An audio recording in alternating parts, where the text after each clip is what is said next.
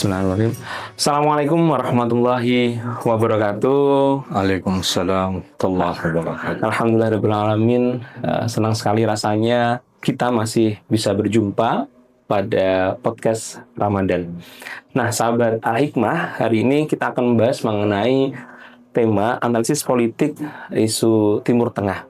Nah, sudah hadir di antara kita, di tengah kita, Ustadz Ahmad Thohe, PhD. Assalamualaikum Ustadz. Waalaikumsalam warahmatullahi wabarakatuh. Bagaimana kabarnya? Alhamdulillah baik. Mas Alfian gimana? Alhamdulillah baik.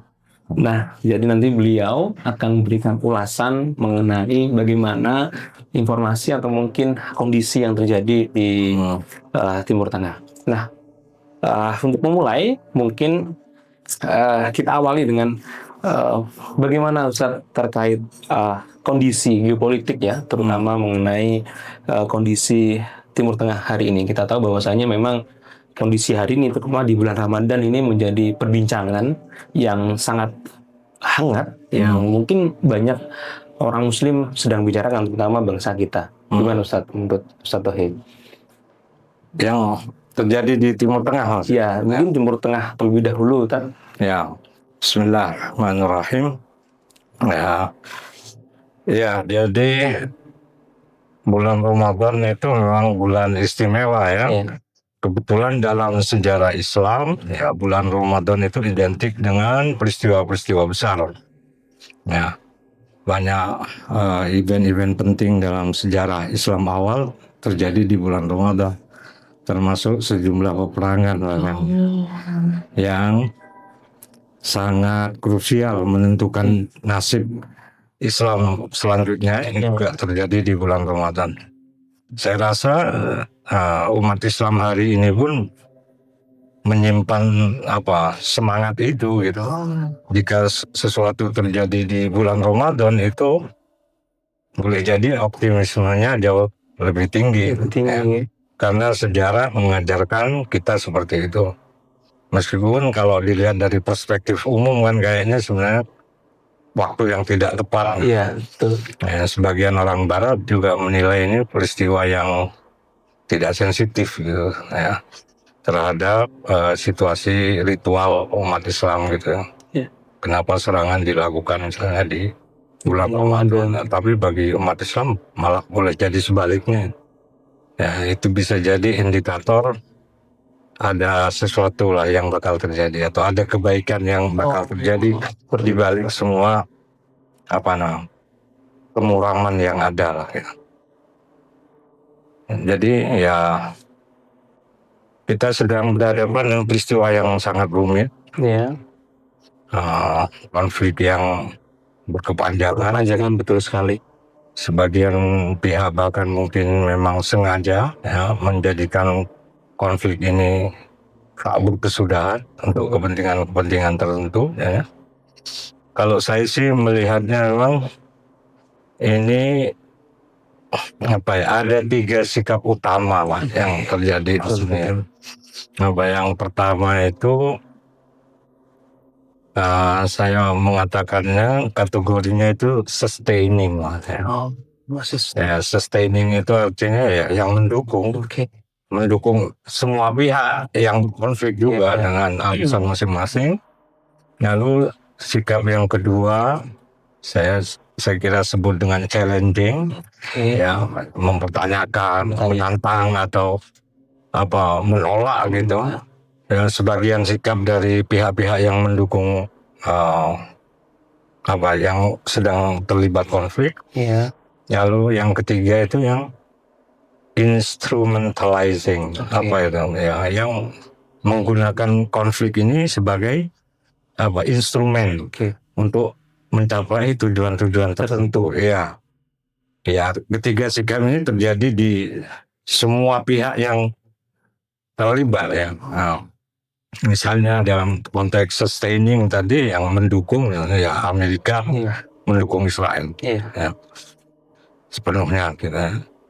Lalu yang lain misalnya Rusia, Cina atau negara-negara Arab lain di kawasan itu posisinya apa ya, bisa sustaining, bisa sebagian malah menjadikannya instrumen. Jadi Nah, problemnya sekarang memang dalam konteks ini kan Iran ini sebenarnya udah dampak kesekian dari konflik inti Israel Palestina. Betul. Nah, itu pertanyaannya, lalu sebenarnya solusi apa yang hendak dicapai? Ya, yang ditawarkan di level internasional kan yang terkenal adalah two state solution, dua negara. Tetapi sebagian umat Islam tidak mau itu, maunya ya one state solution, ya Palestina itu. Dan dalam batas tertentu soalnya pihak Israel juga boleh jadi nggak sepakat dengan two state solution. Bagi mereka ya satu negara aja, dan itu Israel. Nah, itu problemnya di situ. Ini sebenarnya mau kemana? Ini remuk, kita itu remuk redam dengan konflik ini, serius. Konflik yang sebenarnya clear antara dua entitas kultural politik di Palestina dan Israel, tapi kemudian mengaduk-aduk psikologi global seluruh orang, semua orang. Ya, terutama kalau di pihak Palestina ya semua umat Islam. Nah, bahkan mereka nggak tahu sebenarnya apa ini yang sedang terjadi. Betul. Dan saya kebetulan punya kesempatan tuh berkunjung ke Israel, lewat Israel. Ya, masuk ketemu dengan orang-orang Palestina juga, ya memang membingungkan. Kalau saya terutama yang sangat prihatin kondisi umat Islam di Palestina yang menurut saya tidak kohesif, terpecah misalnya menjadi beberapa Fatah, minimal Fatah dan Hamas. Nah, itu tidak menguntungkan untuk perjuangan Palestina menurut saya, karena itu bisa dimainkan oleh Israel sebagai alasan untuk mereka nggak pernah bisa sepakat untuk Allah. Jadi ya sudah, saling diadu aja satu dengan yang lain. Jadi ya itu yang kadang saya juga nggak paham sebenarnya Palestina maunya gimana. Ya jujur aja saya juga nggak paham, karena masing-masing merasa mewakili aspirasi dari kepalestinaan gitu kan. Nah, itu problem. Mungkin kalau saya melihat seharusnya memang mereka belajar dari Indonesia. Nah ini yang tingkat kemajemukannya sangat tinggi. Sebenarnya setiap orang atau komunitas sudah bisa berdiri sendiri sebenarnya kalau mau. Tetapi karena belajar dari pengalaman mereka itu tidak mungkin, mereka malah membayangkan Indonesia itu melampaui batas-batas komunitas lokal mereka. Kenapa di Palestina yang secara etnis sebenarnya lebih homogen tidak bisa melakukan itu problem buat saya, problem. Karena justru ketika semakin mereka mengukuhkan partisanshipnya sendiri, itu malah dimanfaatkan oleh Israel sedemikian rupa. Dan Israel tahu bisa memanfaatkan itu. Betul. Jadi saya sempat ketemu kayak hakim agungnya macam-macam di Ramallah itu. Ya kayak gitu bahasanya. Ya saya bilang ya gimana kalau nggak bersatu, gimana mau merdeka itu nggak mungkin. Dan jarang orang tahu mengenai masalah itu. Seolah-olah di Indonesia kan kita nggak pernah tahu tuh kelompok-kelompok yang memberikan donasi-donasi itu juga nggak pernah bicara. Mereka kayak menyembunyikan fakta itu seolah-olah, tapi yang menurut saya nggak objektif, itu berbahaya juga, bisa misleading lah itu, membuat orang nggak benar-benar memahami. Jadi ya menurut saya agenda Palestina yang paling penting bersatu itu. Berarti memang harus dikerucutkan. Ini sebenarnya yang merdeka memang Palestina. Tapi secara internal mereka belum selesai. Masing-masing berusaha untuk menunjukkan siapa yang lebih Palestina. Betul, dan itu menjadi celah untuk kalau dulu kita ada politik divide et impera gitu adu domba itu yang memang itu menjadi celah bagaimana negara-negara asing terutama Israel dan Amerika gitu ya sekutunya untuk orang yang rukun aja bisa dipecah, apalagi yang memang sudah punya benih-benih perpecahan kayak gitu ya, kita putus asa sebenarnya itu aja. Nah, itu menjadi insight yang menurut saya penting sekali untuk masyarakat atau mungkin kelompok-kelompok muslim mengetahui. Karena kecenderungan masyarakat hari ini itu fokus untuk berbicara Palestina dan merdeka, tapi tidak paham mengenai bagaimana kondisi dan ternyata ada masalah secara internal. Dan parahnya ya, seiring waktu sebenarnya isu negara merdeka Palestina itu makin sideline, makin nggak dibicarakan sebenarnya. Karena apa? Kadang-kadang yang dibicarakan justru normalisasi ya negara-negara Arab dengan Israel. Tapi status politik negara Palestina justru makin nggak tidak dinaikkan ya. Dan orang-orang Arab di sekitarnya udah makin terkooptasi oleh banyak hal, makin nggak peduli sebenarnya. Semuanya kemudian menjadikan konflik sebagai instrumen ya untuk menormalisasi hubungan dagang, politik. Isu Palestinanya malah hilang. Jadi yang saya khawatirkan justru ada banyak kesempatan yang hilang. Karena ya sejak partisi yang dilakukan oleh PBB tahun 48 itu kan Palestina menolak, Israel menerima. Akhirnya yang punya negara menempati tanah itu, yang menempati tanah itu orang kulit malah justru tertinggal. Yang katakan pendatang malah punya negara resmi duluan kan. Lama-lama ini kalah apa ya? Iya. Makin nggak jelas kan. Nah, ini berkali-kali nggak mau two state solution, nggak mau loh. Lama-lama banyak yang terusir. Betul. Begitu keluar dari Palestina udah susah kembali lagi. Lama-lama kan ada. Jadi gimana ini? Saya jujur agak nggak paham cara berpikirnya ya. Bukan apa-apa ya. Kita tentu akan mendukung Palestina dan warga Palestina. Tetapi kita kan juga harus tahu bagaimana mereka membayangkan masa depan mereka sendiri juga kan. Kalau mereka nggak menerima tawaran apapun, ini kan politik internasional itu kan soal legitimasi itu kan bukan soal saya buat negara, tapi siapa yang mau mengakui mau suka tidak suka kan itu. Secara di jus sekarang Israel juga nggak mungkin dihapus dari peta kecuali ada peristiwa besar sama sekali yang kemudian menghapus semua itu. Kalau tidak nanggung ya sudah. Dan kalau Palestina terus menolak tawaran yang masuk akal ini, betapapun itu merugikan mereka, ya lama-lama nggak dapat apa-apa. Dan yang kita yang nggak tega kan setiap saat melakukan peristiwa-peristiwa kayak gitu. Jadi kita harus pragmatis dalam batas tertentu ini. Ya gimana lagi? Itu soal pengakuan internasional dan de facto. Ini seperti itu. Palestina yang diberi otonomi aja sudah kayak gitu kan. Tapi kan otonomi apa untuk apa? Jadi ini ruwet sekali. Sekali. Makanya menurut saya harus ada skala prioritas lah Palestina menjadi negara merdeka sama setara dengan Israel. Meskipun tentu untuk ke sana juga tidak mudah ya. Karena Israel kayaknya juga nggak percaya. Kalau mereka jadi negara bisa jadi negara damai gitu. Kalau bisa berdampingan. Atau jangan-jangan justru memanfaatkan kemerdekaannya itu negara dan daulatnya itu untuk artinya problemnya sudah kemana-mana. Ada soal kepercayaan yang hilang.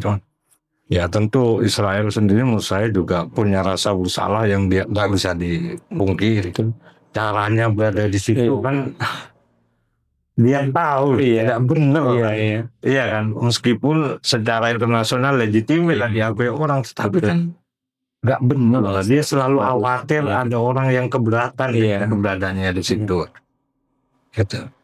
Nah mungkin itu terkait gambaran umum sebenarnya mengapa dan terjadinya konflik yang mungkin secara historis sudah sangat panjang sekali dan momentumnya hari ini terjadi dan ada negara Iran yang notabene memang mengambil sikap yang jelas dan menentang kondisi tersebut.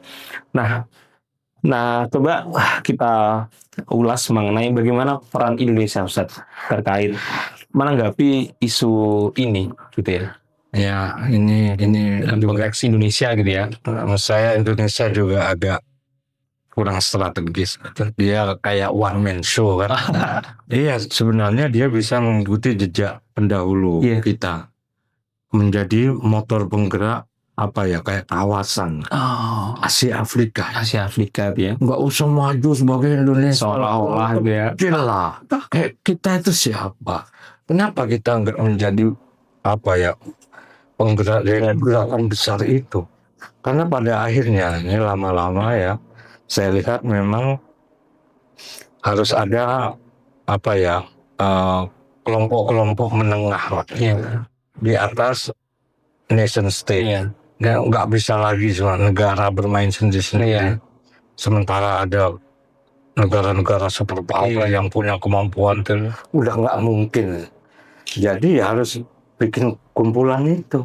Oke. Ya, ada apa, Uni Eropa, Iya, iya. Asia Tenggara, ya Asia Afrika, harus begitu. Jadi kalau dia misalnya berselisih dengan negara besar, ya dia bisa berselisih dengan cara damai kan, tidak harus perang, tetapi hidup tetap bisa berlangsung dengan kerjasama strategis ini. Kalau masing-masing negara bermain sendiri, nanti kayak Timur Tengah itu kelihatannya deket-deket, tapi masing-masing sudah di peta konflik, Betul. masing-masing sudah di teror, Tinggal menunggu waktunya Iya. sebenarnya. masing-masing minta untuk menyelamatkan diri sendiri, Iya, kan iya. akhirnya ya bohong juga. Karena Asia Afrika itu menurut saya strategis itu kalau diteruskan semangat. Iya. Ya. Nah itu juga menurut saya juga penting sikap yang diambil, mengingat historis sudah dengan gambaran yang jelas Iya. gitu ya. Dan hari ini banyak ya, kemarin memang terkait bagaimana keperpihakan bangsa kita, itu juga banyak opini-opini liar yang apa ya, yang disampaikan. Nah itu bagaimana Ustadz dalam menyikapi pemerintah hari ini dalam keberpihakan itu, Ustaz? Terutama bagaimana ikut terhadap World Peace ya, kalau salah itu baru. Iya, ya itulah ya. Kamu berteman dengan negara-negara superpower itu kan serba salah sih. Kan dilematis. Iya. Nggak berteman itu gimana? Iya. Berteman juga gimana gitu kan? Makanya kalau hadir sebagai negara satu negara saja, saya malah kurang ya nggak menarik ya. Iya, coba dia mewakili Dari kota tadi itu. Asia Afrika. Kalau ada apa-apa, dia bisa kembali lagi ke Asia Afrika ngobrol bersama. Jadi orang melihatnya lebih besar. Teman Indonesia Pak. Ya, ya saya nggak tahu lah itu ya. Ya, tidak ada negara yang netral. Iya, betul. Ya, siapapun Pasti ada. siapa mendukung siapa itu kan soal ya kepentingan juga. Kita juga jangan naif lah. Sini nggak mungkin ada namanya negara ya pasti begitu maunya mereka mengambil keuntungan sebanyak-banyaknya ya, karena itu harus ada solidaritas yang lebih solid itu. Kalau enggak ya susah lah kita berhadapan dengan Amerika. Amerika dengan Rusia saja kan ya itu bermain ini aja saling skill senggulat aja. Kayak gitu. Iya. Caranya kan begitu aja negara-negara besar. Nah, kalau coba kita lihat gitu ya, apakah masih ada change terutama negara, karena kan hari ini kan negara kita kemarin dinobatkan sebagai negara muslim terbesar. Apakah masih ada potensi peran yang lebih besar sebagai lini untuk bisa berbicara mengenai mewakili lah mungkin sebagai negara yang mayoritas muslim gitu ya, Ustaz? Apakah ada tokoh-tokoh nanti yang mungkin bisa mewakili itu? Ini era bukan era seperti itu lagi. Kita tidak melihat figur individual. Ini betul-betul soal kekuatan politik. Ya komunal nggak siapa sekarang. Tidak ada karisma individual udah jalan di sini. Nggak jalan udah. Jadi ya memang harus dihadapi oleh komunitas yang lebih besar lah. Yang biar tawar menawar. Sebenarnya kita itu umat Islam itu berada di posisi sangat strategis. Kita punya OPEC Oke. yang mengendalikan minyak dunia. Iya. Kenapa itu tidak kita gunakan untuk Negosiasi sana ya. power kita dengan kekuatan di luar kita? Tapi kan karena masing-masing sudah dipecah tadi, kita udah nggak punya ruang lagi bicara sesama muslim gitu di ruang yang berbeda. Akhirnya ya masing-masing ketemu dengan kekuatan besar-besar itu, ya sudah nggak punya kekuatan. Harusnya mereka utuh dulu, bersatu dulu, baru ketemu. Jadi punya keberanian untuk nego. Nah ini masing-masing, so ya nggak mungkin lah. Nah Iran itu ya memang ya kebetulan Iran tuh berada di aliansi yang saat ini ya cukup bagus untuk mereka biarkan dengan Rusia dan Cina. Jadi ya lumayan. Kalau kita kan sebenarnya malah nggak jelas. Iya, makanya. Ya kita maunya bebas aktif. Iya. Tapi terus bermain sendirian itu problem. Nah, kalau bebas aktif bawa rombongan, Asia Afrika malah menarik. Masing-masing Iya. Saya rasa itu. Kan?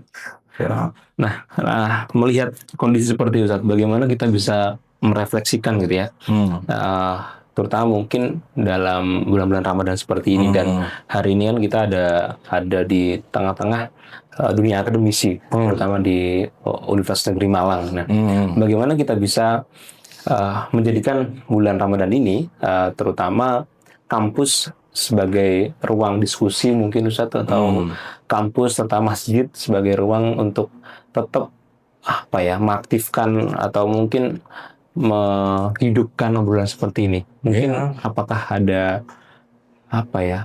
solusi atau mungkin bagaimana cara kita untuk tetap terus aktif untuk tetap berbicara mengenai isu-isu yang memang ya sebenarnya itu berbicara mengenai ya kelompok-kelompok kita seperti bicara kehidupan secara umum ya. Ya artinya itu harus dimulai dari ruang kelas ya. Ya, bicara di kelas itu jangan hanya bicara soal mata pelajaran, tapi mata pelajaran sebagai bagian kita berpartisipasi dalam perbincangan global kan gitu. Itu semua topik sebenarnya bagian dari perbincangan global itu, meskipun di ruang yang berbeda-beda, tapi minimal setiap orang, setiap komunitas itu punya kesadaran yang sama sebagai warga global gitu. Kontribusinya harus ada di situ ya. Kalau semua orang sudah berbicara seperti itu, artinya interest dia kan sudah terbangun, kepedulian dia terbangun. Tinggal mau pindah ruang di mana saja perbincangan itu, mindsetnya sudah sama. Nah ini apakah dunia pendidikan kita sudah seperti itu? Betul. Atau semata-mata mekanisanya menyelesaikan jadwal ya kan, target pembelajaran itu saja, tapi tidak pernah menghubungkan dengan persoalan yang lebih besar. Padahal kita akan terdampak oleh apapun yang terjadi. Itu yang perlu di insight juga, di highlight itu. Sehingga memang hari ini ya generasi muda terutama mahasiswa kita memang harus berperan aktif dalam membangun kesadaran global itu sendiri ya, terutama mengenai isu kemanusiaan. Harus peduli di luar kebutuhan pribadinya lah. Urusan hidup pribadinya, masa ngurusin hidup sendiri toh. Ya minimal kalaupun nggak ngapa-ngapain, pikirannya sudah terlibat di sana gitu. Itu dia tidak aktif ngapain, kepeduliannya sudah ada di sana. Kalau semua orang sudah begitu kan, artinya lebih mudah menciptakan gerakan-gerakan yang transformatif itu sebenarnya. Ya, dan menurut saya kita sebagai mungkin akademisi hari ini Ustadz ya, memang harus ikut andil. Ya mungkin ya contohnya hari ini Ustadz kita membahas mengenai isu yang sedang tren ya, dan memang itu menjadi kajian yang perlu dibahas dan tetap perlu menjadi topik hangat. Nah, kita masuk ke segmen terakhir Ustadz. Mungkin apa pesan Ustadz untuk masyarakat, terutama akademisi kita Universitas Negeri Malang gitu ya, mengenai bagaimana isu kemanusiaan global, terutama terkait isu-isu yang hari ini sedang ramai diperbincangkan terkait isu Timur Tengah Ustadz. Ya, Saya itu yang prihatin sebenarnya. Sekarang bagaimana kita menghubungkan teori dengan kenyataan? Kita kan di kampus bicara teori-teori yang ideal tentang demokrasi, tentang keadilan, ya kan.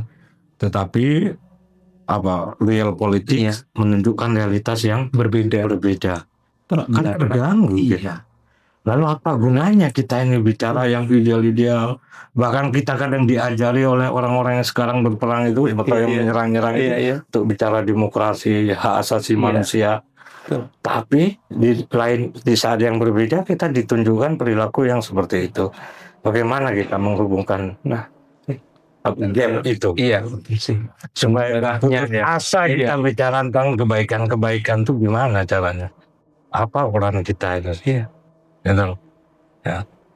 Kadang-kadang juga ya itu kenyataan politik seperti itu. Ya kita sebenarnya nggak perlu di level internasional. Kadang-kadang di level nasional aja kita juga sudah punya problem itu. Ya, antara teori-teori kebajikan yang kita pelajari di kampus dengan kenyataan di lapangan. Nah itu terus gimana? Lalu apa makna kita sebagai warga negara, warga masyarakat? Kenapa itu semua terjadi sementara sebenarnya kita tidak setuju dengan itu? Sebenarnya lalu apa yang salah gitu? Apakah tempat-tempat pendidikan itu sudah serius memikirkan itu dan berpartisipasi untuk mengubah itu semua, atau dia bekerja dengan mekanismenya sendiri hanya soal urusan belajar lalu ke dunia pekerjaan atau apa ya? Kepedulian sosialnya sebagai tempat membangun gagasan-gagasan. Saya rasa itulah yang menurut saya harus dikembangkan ya. Terus yang lain lagi mungkin ya belajar dari peristiwa yang sekarang ini, saya melihat pentingnya pemerintah ya di negara manapun untuk benar-benar mulai belajar demokratis dalam arti yang sebenarnya, supaya tidak terjadi hal-hal yang bisa dimanfaatkan oleh musuh untuk justru melawan dirinya sendiri. Kita kan sedih kadang melihat Iran yang dalam kondisi gitu, ada orang-orang Iran yang kayak secara terus terang ya, aneh ya, kan kasihan. Ya itu boleh jadi karena pemerintahnya tidak sensitif pada kebutuhan segmen masyarakat tertentu, sehingga dia bisa aspirasinya sama dengan lawan. Kan aneh, nasionalisme bisa hilang sama sekali. Artinya betapa menyedihkan jika sebuah rezim pemerintahan bisa membunuh rasa cinta tanah air. Seolah-olah pemerintahan itu mewakili tanah air. Itu kan berbahaya. Jadi kita harus membedakan pemerintah dengan tanah air. Karena pemerintah bisa berganti dalam kurun waktu tentu, tapi cinta tanah air itu selamanya lah katakan. Tapi orang bisa lupa cinta tanah air hanya karena persepsinya atau pengalamannya dengan pemerintahan tertentu. Itu kan bahaya. Karena kita, menurut saya pemerintah itu harus mulai belajar untuk menjadi akomodatif terhadap semua pihak, dan dia menjalankan kehidupan dengan cara yang mengakomodasi semua kebutuhan itu. Kalau enggak, nanti malah kayak gitu. Akhirnya cinta tanah air disamakan dengan cinta kepada pemerintahan sebenarnya temporal saja, bisa diganti kapan saja. Saya rasa itulah bagian dari pelajaran. Ada lagi satu ya, saya pernah melihat kayak TikTok lah ya, Ayatullah Khamenei yang baru wafat itu kayak pernah mengungkapkan rasa kesepiannya karena dia seolah-olah tidak mendapatkan solidaritas umat Islam yang lain, terutama yang Sunni. Dan itu saya rasa ya dampak dari cara kita berbeda yang tidak produktif. Kita kan kalau berbeda selalu bertengkar. Akhirnya ketika ada musuh di luar kita yang menyerang salah satu kita udah nggak bisa bersatu karena kita selama ini sudah dibuat berbeda, seolah-olah berbeda. Nah itu menurut saya gimana sekarang ya, kita ini sudah belajar ya satu milenium soal perbedaan. Harusnya kita sudah mulai tahu menyikapi perbedaan itu tanpa harus mengidentifikasi perbedaan dengan permusuhan. Nah, cara-cara kita berdakwah, cara-cara kita menjelaskan Iya, orang lain yang berbeda dari kita itu nadanya udah harus berbeda. Iya. Ya jelaskan aja bahwa Iya. ini perbedaan bukan suatu yang harus ditolak. Meskipun tidak menutup kemungkinan kita bisa berdebat dengan mereka, bisa Iya. diskusi, Iya. menentukan mana pendapat yang lebih kuat. Ya itu nggak masalah, tetapi kan tidak harus bermusuhan juga gitu. Iya. Jadi itu ada level pelajaran politik, Iya. ya, di level pemerintahan ada pelajaran yang intra Muslim relationship, Iya. hubungan antar Islam Iya. di dalam keragaman itu sangat penting. Nah, terima kasih Ustaz atas informasinya, itu menarik sekali, terutama bagaimana kita melihat sebuah perbedaan itu ya. Karena mengingat saya juga akhir-akhir ini, karena mungkin kondisi informasi yang memang bisa jadi memang dibuat seperti itu ya, itu membuat apa yang kita baca dan kita lihat itu mengarahkan ke sana. Dan pada akhirnya itu juga berbicara mengenai ya perbedaan itu hal yang wajar sekali, dan inti daripada itu adalah bagaimana kita bisa bersatu dan berbicara mengenai kemanusiaan. Nah, itu menurut saya itu adalah yang perlu di highlight dan menjadi kunci utama sehingga ya tidak terjadi permasalahan, karena isu kemanusiaan terutama perang itu kan sudah tidak apa ya, mengorbankan banyak nyawa seperti itu. Ngeri sekali. Iya. Ya. Nah, terima kasih atas informasinya Ustadz Nuhi, dan tentunya terima kasih kepada sahabat Al-Hikmah yang tetap stay dan berkenan untuk mengikuti podcast Ramadan kita, dan semoga kita bisa terus istiqomah dalam menyebarkan syiar-syiar Islam gitu ya, yang memang mendepankan kebenaran dan kebaikan. Nah, terima kasih Ustadz Tuhi sudah berkenan, dan semoga ini menjadi pengingat kita bersama. Nah, mungkin itu yang bisa kami sampaikan. Kurang lebihnya mohon maaf. Wassalamualaikum warahmatullahi wabarakatuh. Waalaikumsalam warahmatullahi wabarakatuh. Alhamdulillah.